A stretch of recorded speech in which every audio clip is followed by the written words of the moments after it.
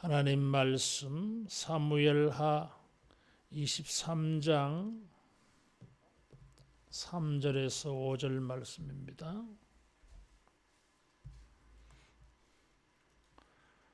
이스라엘의 하나님이 말씀하시며 이스라엘의 반석이 내게 이르시기를 사람을 공의로 다스리는 자 하나님을 경외함으로 다스리는 자여 그는 돋는 해의 아침빛 같고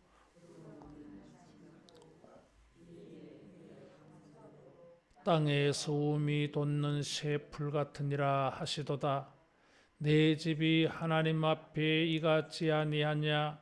하나님이 나와 더불어 영원한 언약을 세우사 만사에 구비하고 견고하게 하셨으니 나의 모든 구원과 나의 모든 소원을 어찌 이루지 아니하시랴. 아멘. 22장이 다윗의 왕국 초기에 원수들을 다 정복하였을 때에 지은 시라고 하면 23편은 1절에 보니까 다윗의 마지막 말이라 유언적인 그런 성격의 이 시입니다. 평생을 이렇게 하나님의 나라의 왕으로 살았으면서 죽음의 임종 앞에 섰을 때에 다윗이 2절에 보니까 여호와의 영이 나를 통하여 말씀하시며, 그래서 성령으로 말미암아 예언한 찬양입니다. 특별히 우리가 읽는 3절에서 5절의 이 말씀은 하나님의 영이 말씀하실 것이다.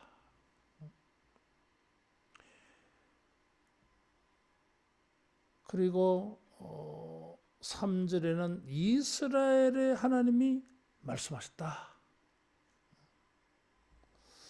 여호와의 영이 나를 통하여 말씀하시고 이스라엘의 하나님이 말씀하셨다.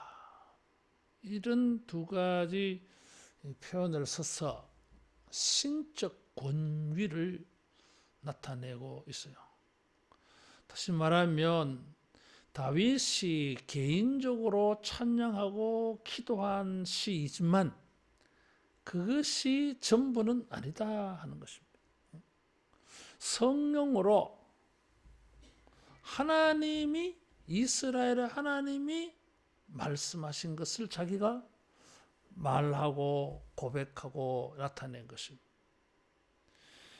그래서 이런 표현은 이 찬송이 예언적이기도 한데 다윗은 예언자의 모습을 2절에 보니까 가지고 있어요. 하나님의 영이 나를 통하여 말씀하셨다. 그 말씀이 내 혀에 있다.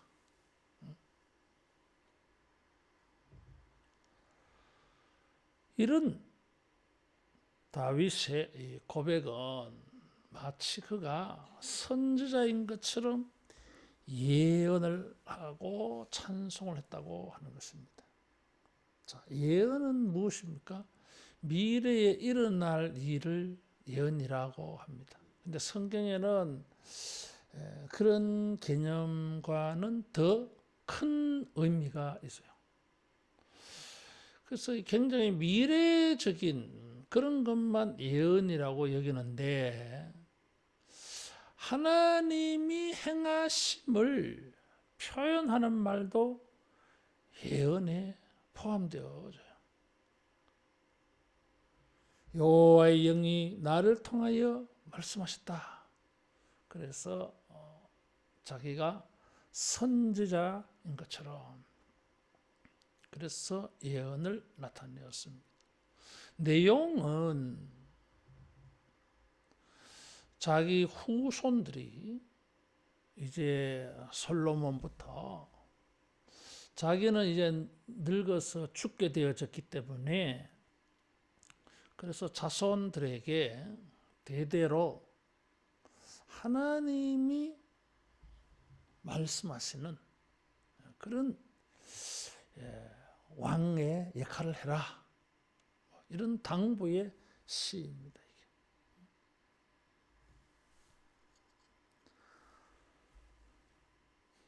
자기가 죽음에 임박해서 여러 가지로 이 솔로몬에게 유언을 남길 수 있을 터인데 하필이면 이 하나님의 이 통치 3절에 보면 사람을 공의로 다스리는 자, 하나님을 경외함으로 다스리는 자.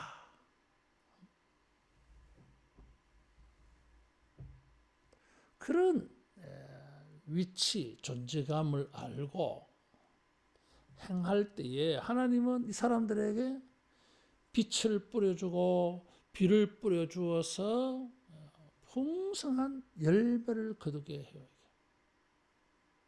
그래서 하나님이 보호하시는, 하나님이 상관하시는 이런 나라가 되게 할 것이다. 자, 이런 것이 다윗을 통하여서 주어진 것입니다. 이것을 예언을 했다고 하는 것입니다. 4절에는 보니까 다윗의 그런 예언이 적합하게 되어지면 돋는 해의 아침빛 같고, 아침에 햇살 같단 말이죠.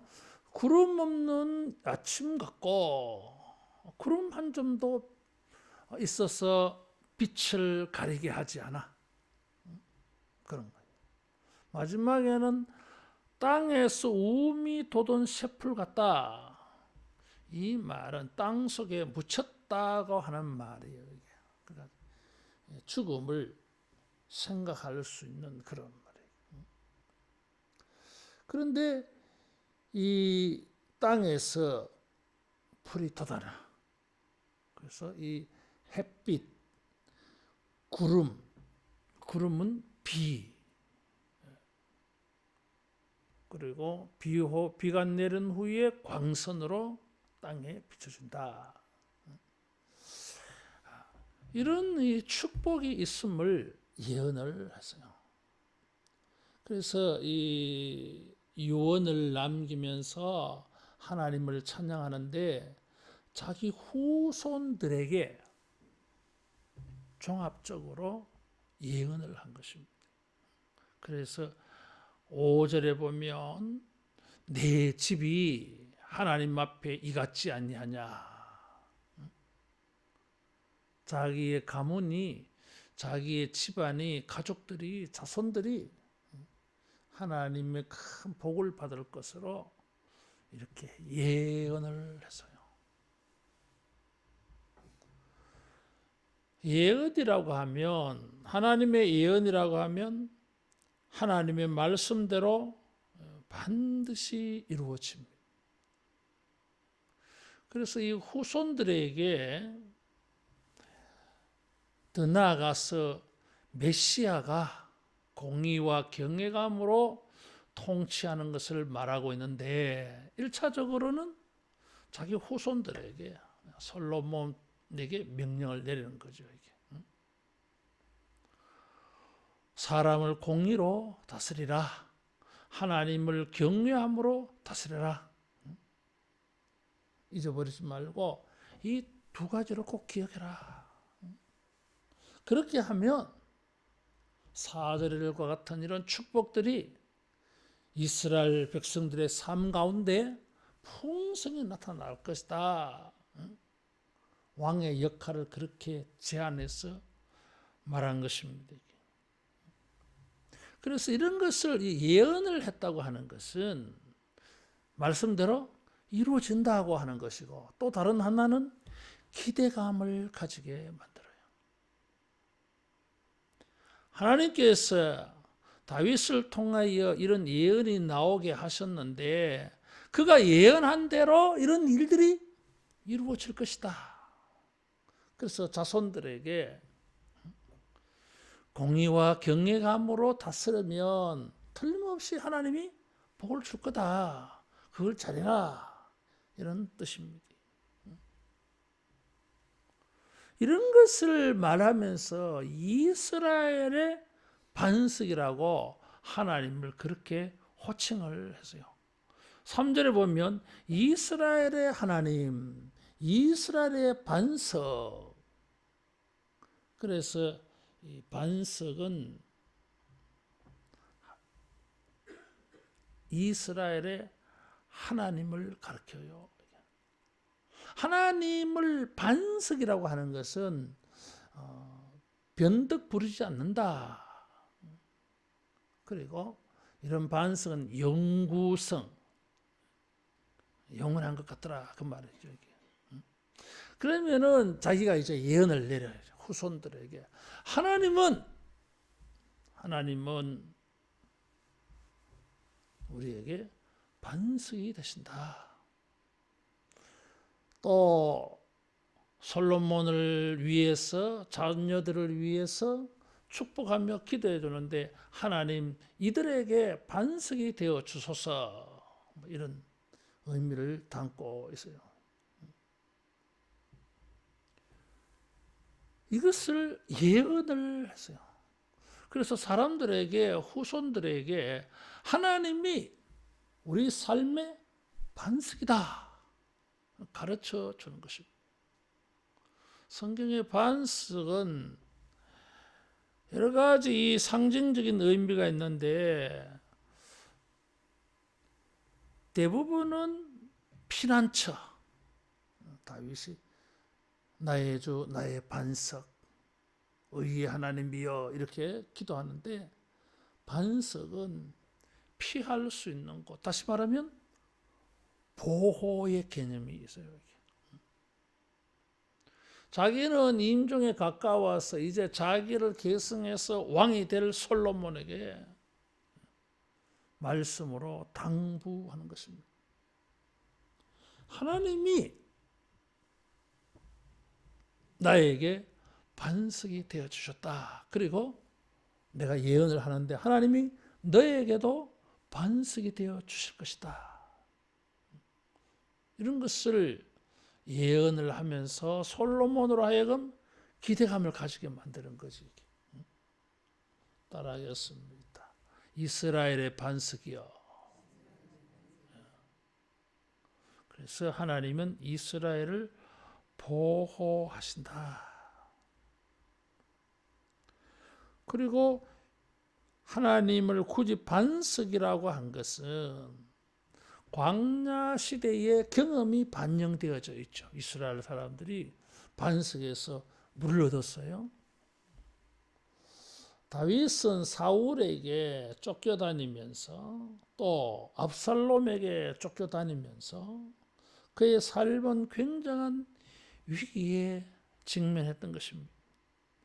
그런데 다윗은 하나님은 이스라엘의 반석이시다. 피할 곳이다. 이거죠. 이런 걸 경험을 했어. 그래서 후손들에게 예언적으로 가르쳐 주면서 하는 말이, 하나님은 우리의 반석이 되실 것이다. 그래서 우리의 보호자가 되어 주실 것이다.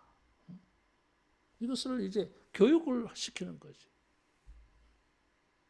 예언으로. 내가 틀림없이 말하는데 하나님께서 우리의 반석이 되어 주실 것이다. 자기가 그걸 많이 경험했거든. 사울에게 쫓겨다니면서, 압살롬에게 쫓겨다니면서 광야 생활에서 하나님이 바위가 되어 주시는 것을 체험을 했습니다. 우리가 하나님께서 틀림없이 우리에게 이루어지게 하는 일로 무엇을 우리가 예언적으로 말할 수 있습니까? 하나님은 우리에게 바위가 되어주신다. 피난처가 되어주신다. 은신처가 되어주신다. 움직이지 않고 항상 그 자리에 계시면서 이것을 예언을 합니다. 예언할 수 있잖아요. 이게. 자기가 그렇게 믿고 있으니까. 하나님은 나의 바위가 되신 것처럼 솔로몬 너희에게도 반석이 되어 주실 것이다. 그래서 너의 왕권이 바위 위에 탁 서 있기 때문에 흔들리지 않을 것이다. 이런 의미죠. 여러분, 우리가 분명히 예언적으로 말할 수 있어요. 기대감을 가지고 반드시 이루어질 것이라고 하는 것이 있어요. 따라하겠습니다. 하나님은 바위가 되어주신다. 하나님은 바위가 되어주십니다. 그래서 후손들에게 이런 하나님을 잘 섬기고 잘 순종해라. 이런 것. 새해 우리가 하나님은 우리의 바위가 되신다. 반석이 되어주신다. 그래서 그 아래에서 우리가 보호를 받고 그래서 하나님은 우리 인생을 든든하게 세워줄 것이다. 반석 위에 세운 집. 따라하겠습니다. 하나님은 바위가 되어주신다. 하나님은 바위가 되어주십니다. 두 번째로 그 하나님에게서 솔로몬이 무엇을 예언을 하냐 하면 사람을 공의로 하나님을 경외함으로 다스리는 자여 이렇게 말해요. 솔로몬에게 솔로몬 너는 공의로 다스리는 자야. 너는 하나님을 경외함으로 다스리는 자다.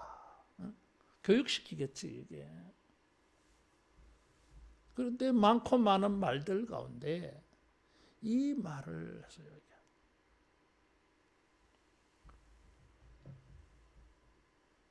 공의는 하나님의 올바른 것, 하나님의 성품이 사람들에게 이렇게 나타나는 것.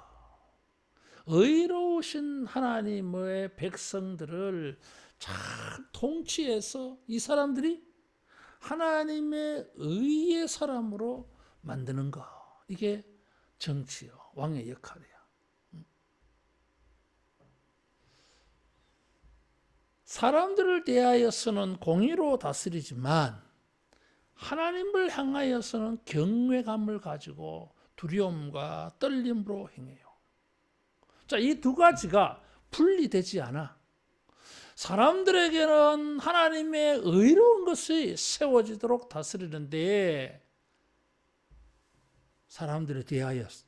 근데 하나님을 의식하면서 하나님에게 방향을 정해가지고는 하나님을 경외하였어. 그래서 여기 경외와 공의는 서로 연결되어져 있어요. 그래서 솔로몬에게 네가 나라를 다스릴 때에 하나님의 바위에 앉아서 공의와 경외감으로 다스려라. 다스려라 이렇게 해야 되는데 다스리는 자여 이렇게 했어. 이건 예언해버린 거지. 너는 그런 사람이 될 거라는 거지. 이렇게. 그래서 이런 예언이 되어졌다고 하는 것은 우리가 주님의 어떤 일들이든지 받들어 섬기고 그것을 해나갈 때에 우리가 이 두 가지를 기억하셔야 돼요. 따라하겠습니다. 공의와 경외감으로. 공의와 경외감으로. 하나님이 옳게 여기시는 모습으로. 그리고 하나님을 두려워하고 떨며 섬기는 마음으로. 그래서 이 경외감을 가지고 공의와 경외감을 가지고 하나님께 나가라.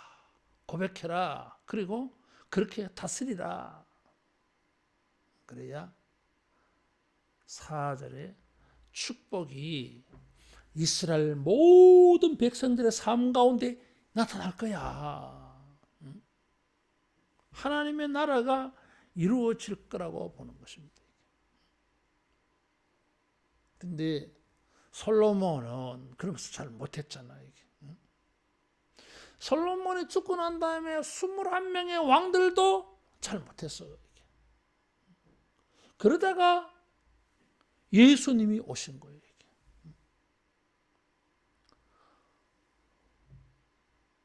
다윗의 후손들에게 다윗은 예언적으로 당부하기를 너희들은 공의를 다스리는 자고 경외감을 가지고 다스리는 자가 될 거야, 되어라 이렇게 했는데 후손들이 이 말씀대로 못 살아서 그래서 나라가 망하기도 해요. 자, 이럴 때에 그러면 우리는 이제 끝났다 이거지.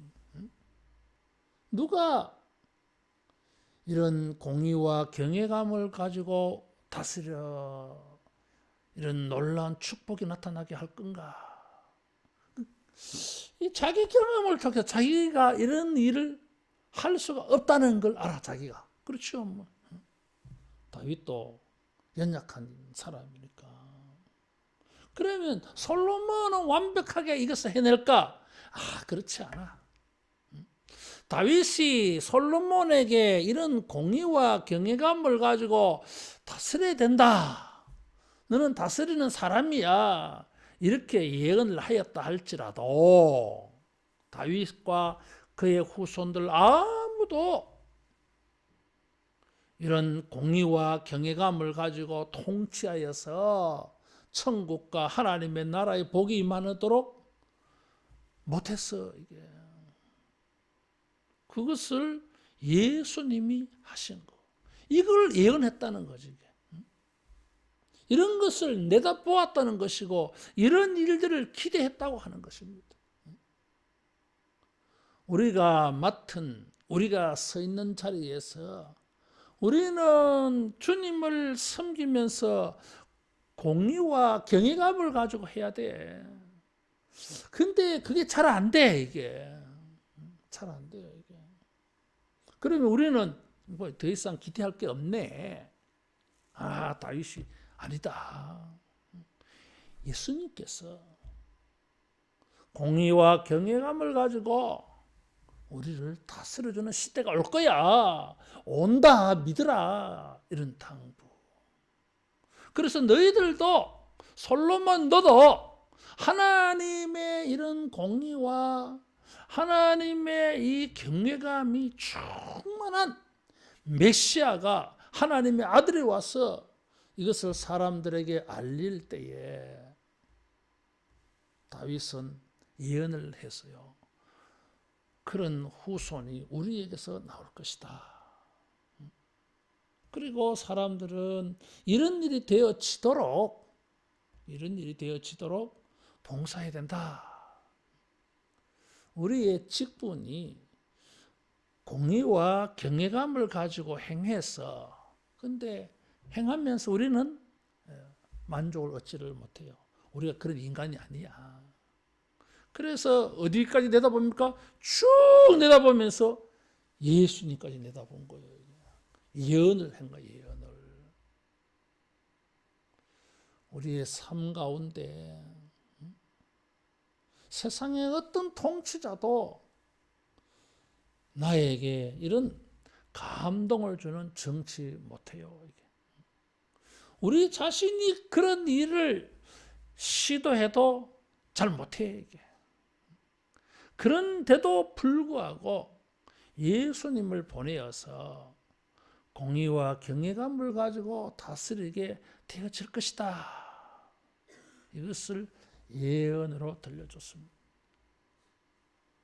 우리가 공의와 경외감을 가지고 주님이 우리에게 맡겨주신 일을 섬겨야 되지만 우리가 부족하다 할지라도 완벽하신 주님이 이런 일을 행하셔서 하나님의 축복이 우리에게 이르게 해줄 줄로 믿습니다.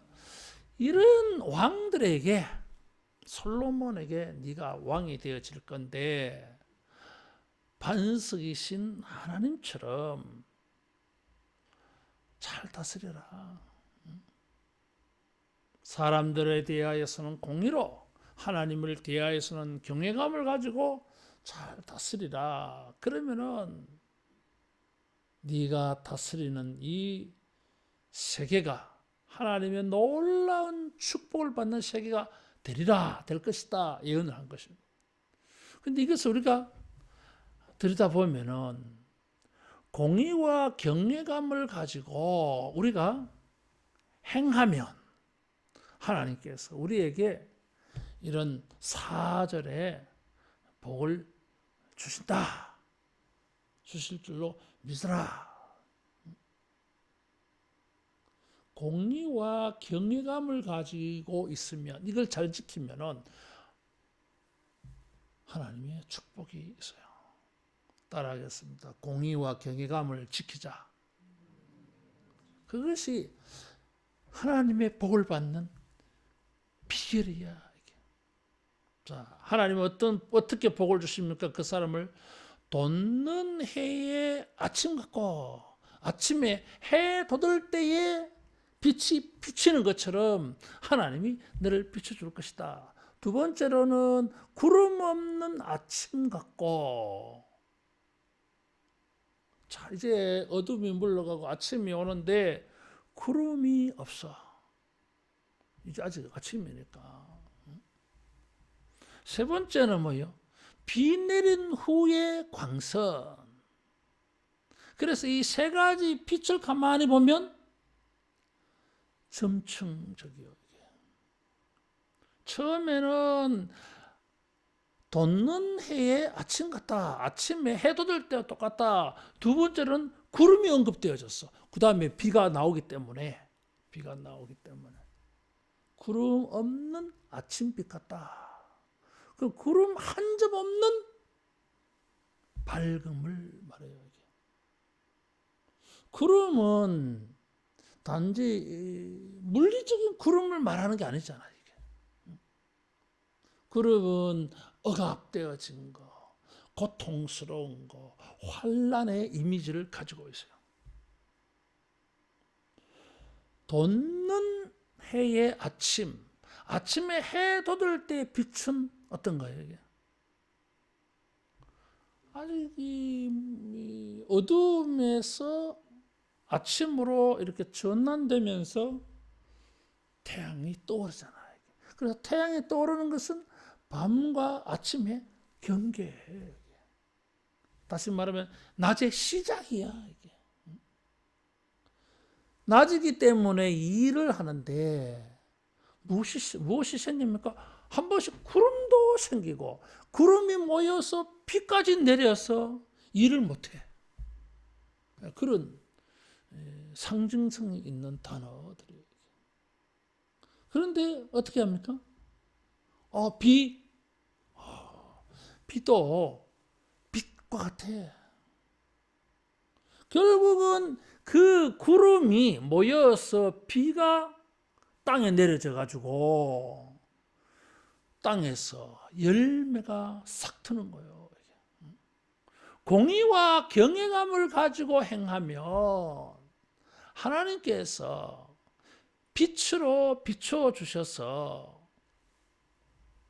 쇠풀이 돋아나게 해 주실 것이다. 솔로몬아, 네가 왕이 되거든 공의와 경외감을 잘 지켜라. 그리하면 하나님께서 너에게 빛의 복을 주실 것이다. 솔로몬 이 말을 알아들어요. 그래서 이 사람이 지혜를 구하잖아. 공의와 경외감을 잘 지키면 하나님의 이런 빛의 축복이 있을 줄로 믿습니다. 어둠이 물러가고 치유와 회복의 역사가 나타나. 그게 뭡니까? 비가 내린 후에 광선이 땅을 쫙 비치니까 그 땅에서 풀이 싹 올라오는 거예요.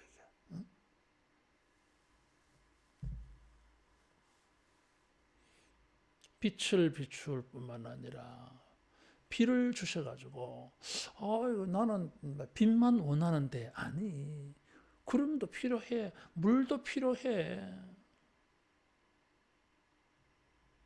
그렇게 해서 우음이 새 풀이 돋아나게 하신다. 희망적이잖아요. 다윗은 자기의 생애를 가지고 이런 것을 자기 생애를 반영해서 예언을 할 수가 있었어. 공의와 경외감을 지키면 아침 같은 빛을 주실 것이고 두 번째로는 구름 한 점 없는 빛을 주실 것이다. 세 번째, 구름이 어느 날 많이 보여. 이게 뭡니까? 구름 한 점 없는 빛을 주시지 않고 아니 기다려봐. 그 구름이 모여서 비가 되어지고 땅을 적셔서 싹이 나오게 하는 것입니다. 우리가 무엇을 행하든지 공의와 경외감을 가지고 지키면 이런 하나님의 빛의 축복이 있고 구름의 축복이 있고 비의 축복이 있을 줄로 믿습니다. 새풀이 돋아날 것이다. 황폐한 들판에 모래바닥 위에 새풀이 돋아나 미래를 기대하게 만들어요. 새로운 새싹들이 탁탁 나타나면은 기대감이 생긴다 그 말이죠. 그래서 이것을 예언으로 할 때 어떻게 합니까? 네가 공의와 경외감을 지키면 하나님께서 너에게 하나님의 축복들이 싹트게 해줄 거야, 온독해 줄 거야 이런 것입니다. 그래서 반석이신 하나님 앞에 공의와 경외감을 지키라. 근데 여기 하나님의 축복은 새 풀의 우음으로 말씀을 했어요. 그냥 하나님께서 공의와 경외감을 가지고 행하는 자에게 빛을 주시고 구름을 주시고 비를 주셔서 뭐 이렇게 해가지고 조그마한 입 하나 나타나게 그렇게 하지 말고 아예 처음부터 오병이어처럼 하나님의 축복이 다 나타나게 하면 얼마나 좋겠어.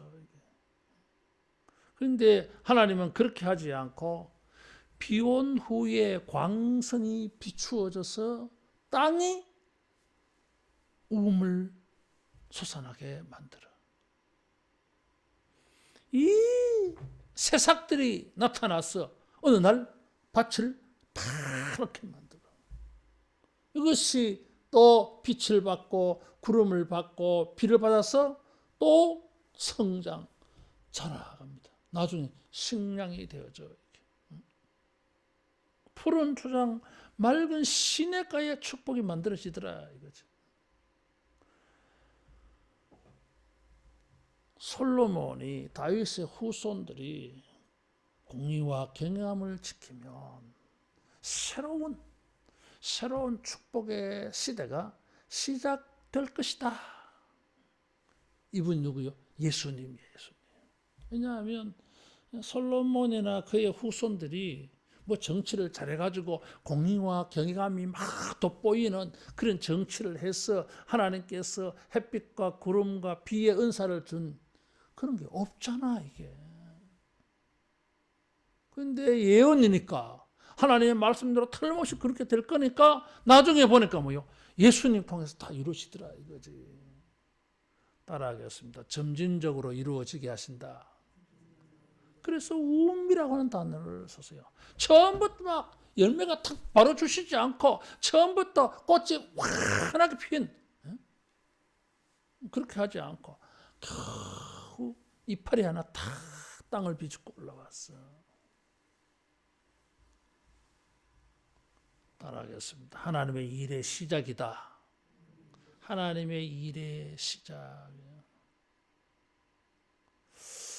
하나님께서 참 재밌는 분이세요. 이게. 공의와 경외감을 가지고 예수님과 같이 이렇게 주님을 순종하면은 뭐 농사 짓는 과정 없이 씨 뿌리는 과정 없이 단번에 그냥 열매를 팍 주시면 될 터인데 그래 하지 않아. 그런 축복도 공의와 경외감을 가지고 순종하는 그 사람으로 하여금 공의와 경외감을 가지고 농사 짓게 만들어, 일을 하게 만들어, 공부도 그렇게 하게 해. 그렇게 해서 하나님께서 싹이 나오게 해요. 그래서 싹이 자라서 열매가 되게 해주신다. 그래서 이게 보면 응답이 점진적이야. 한꺼번에 그냥 다 이렇게 막 순식간에 막 다 그렇게 되는 게 아니라. 그래서 우리는 공의와 경외감을 가지고 행할 때에 하나님의 축복하심을 매일 보게 되어져요. 막 조금씩 한 단계 또 한 단계 또 한 단계 이렇게 진행해 가는 걸 다 볼 수 있어요. 만일에 그냥 한꺼번에 열매 팍 줘버리면은 한 번밖에 몰라. 근데 씨를 뿌릴 때에 땅을 경작하고 비를 기다리고 그 다음에 씨를 뿌리고 그 다음에 또 기다리고 잎 하나 나오고 또 기다렸더니 또 조금 자라서 줄기가 생기고 그래도 열매가 없잖아 아직. 하나님께서 한 단계 한 단계 한 단계마다 다 있어야 할 과정들을 다 거치게 만들어요. 근데 역설적으로 보면 하나님의 일하심을 우리는 너무 많이 보는 거예요. 이게. 한 번만 보는 게 아니라 씨 뿌릴 때도 보고 싹이 나올 때도 보고 거기서 줄기가 좀 자라날 때도 하나님의 일하심을 보고 추수할 때도 하나님의 일하심을 보고 주님이 원하시는 게 이거예요. 따라하겠습니다. 천천히 도우신다. 그게 있어요. 우리는 발등에 불 떨어져서 한꺼번에 탁 이렇게 해주기를 바라는데 그렇지 않아. 그렇게 해서 매 순간 새 풀이 나와가지고 큰 나무를 이룰 때까지 하나님은 계속 은혜를 베풀어줘. 여러분 우리가 공의와 경외감을 가지고 주님을 순종해서 이런 우미 돋는 새 풀 같은 이런 은혜가 있기를 축원합니다. 자, 이런 축복이 다윗은 자기 가문에, 자기 집안에, 자기 자녀들을 통해서 이루어지기를 소망하고 있어요. 물론 뭐 다윗이 왕이니까 자기 가정에 솔로몬에게 다음 왕이 될 사람에게 다윗이 예언 삼아서 가르쳐주고 있지만은 다윗의 집안이 아니라 할지라도 공의와 경외감을 가지고 주님을 순종하고 봉사할 때도 이런 마음으로 봉사하면 하나님께서 이런 새로운 시대가 열리는 축복을 어디서 누구에게? 다윗의 집에서 공의와 경외감을 가지고 하나님의 나라를 다스리려고 하는 사람들의 집에서 그 가문에서 그곳에서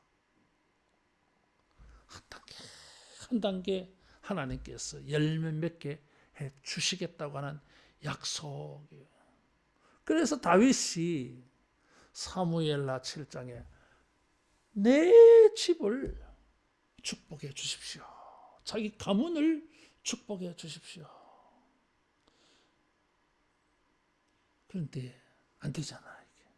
왜냐하면 공의와 경외감을 잃어버리니까 마침내 공의와 경외감이 충만한 예수님이 오셔가지고 다윗이 원했던 그 축복이 예수님을 안에서 예수님 통해서 우리에게 드러난 것입니다.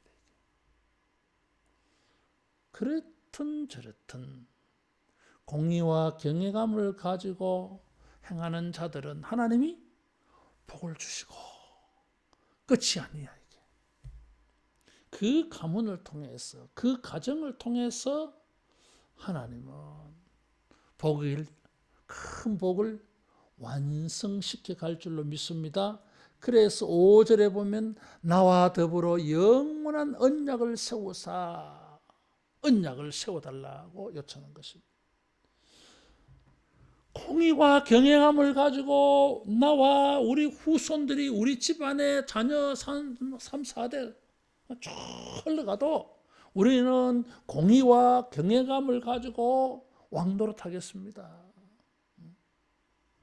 하나님께서 우리 집안을 축복해 주십시오. 그래서 언약을 베풀어 달라 이런 거지. 하나님께서 사무엘하 7장에서 이 언약을 체결해 줘요. 그래서 다윗이 너무 감동받았어. 영원한 언약을 세우사 만사에 구비하고 견고하게 하셨으니, 구비라고 하는 것은 준비시켜 주시는 거. 무엇에? 하나님의 복을 만나는 일에 공의와 경외감을 가지고 실천하고 순종할 때마다 하나님의 복이 되어지도록 하나님이 미리 사전에 준비, 계획해 하셨다. 이런 거예요. 하나님은 어떤 사람들에게 하나님의 복이 이루어지도록 준비, 계획하십니까? 공의와 경외감을 가지고 행하는 자예요. 이런 사람들은 하나님의 축복에 조금 더 부족함이 없도록 다 준비시켜줘. 복을 받을 수 있도록 준비시켜 주십니다. 공의와 경외감을 가지고 하나님이 우리에게 복이 되도록 준비시켜 주시는 이런 새해가 되기를 바랍니다. 그리고 그 준비한 것이 무너지면 안 되거든. 그것이 끝까지 견고하게 되어져서 마침내 나의 모든 소원과 나의 모든 소원을, 나의 모든 구원과 나의 모든 소원을 어찌 이루지 아니하시라. 다윗이 감동받은 거예요. 다윗의 소원이 뭡니까? 내 후손들이, 내 아들 솔로몬이, 그 이후에 르호보암이, 아사가, 요사밧이 이렇게 쫙 자손 대대로 모든 사람들이 하나님 앞에 준비되어져서 공의와 경외감을 실천하며 새 풀이 돋는 것 같은 이런 축복이 될 것이다. 이게 자기 소원이, 자기 가정을 향하여, 자기 가문을 향하여 가진 소원이야 이게. 그래서 이런 소원이 이루어질 때에 자기 가정만 그렇습니까? 다윗 가문을 통해서 하나님의 나라 백성 전체가, 이스라엘 공동체가 비온 후에 광선이 비춰져서 돋아나는 새 풀과 같이 싹 축복의 모습으로 나타나더라는 것입니다. 다윗이 이게 자기 소원이라 그랬어. 솔로몬에게 솔로몬아, 이게 내 소원이다. 공의와 경외감을 가지고 네 역할을 잘해라. 그러면 우리 집안에도 이 이스라엘 공동체 안에서도 하나님이 빛을 주셔서 구름도 주시고 비도 주셔서 새로운 시대를 열어가게 해줄 것이다. 최고의 예언을 줬어요. 우리 새해에 다윗의 소원,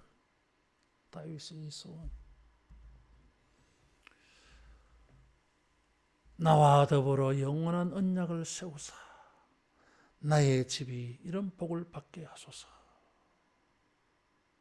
무엇을 하든지 공의와 경외감을 가지고 잘 준비되어져서 여러분 하나님이 준비하여 주시는 복이 만나지기를 축원합니다. 기도하겠습니다. 반석이 되시는 하나님 아버지, 빛이 되어 주시는 우리 아버지, 다윗과 같이 예수님과 같이 범사에 공의와 경외감을 가지고 행하여 비온 후에 광선 같아서 움돋는 새 풀과 같이 새로운 시대가 우리에게 열려지는 우리 모두 되게 하여 주시옵소서. 우리들의 가정과 가문이 되게 하여 주시고 우리 하늘로 교회가 되게 하여 주시고 이런 일로 복을 받는 대한민국이 되게 하여 주셔서 세계가 복을 받는 일에 쓰임받게 하여 주시옵소서. 예수님 이름으로 기도하옵나이다. 아멘.